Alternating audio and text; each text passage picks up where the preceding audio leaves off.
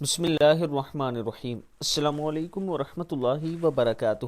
عابد راجہ channel کی طرف سے آج میں اپنے دوستوں کو رسول اللہ صلی اللہ علیہ وآلہ وسلم کا ایک فرمان بتاؤں گا۔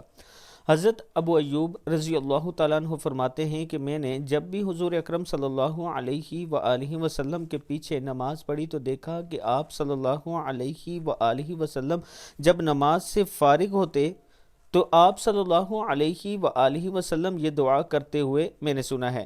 دعا کیا ہے؟ بسم اللہ الرحمن الرحیم۔ اللہم اغفر خطایای وذنوبی کلہا، اللہم وانعشنی واجبرنی واہدنی لصالح الاعمال والاخلاق، لا یہدی لصالحها ولا یصرف سیئها الا انت۔ صدق اللہ العظیم۔ اللہ تعالی ہم سب کو اس پر عمل کرنے کی توفیق دے۔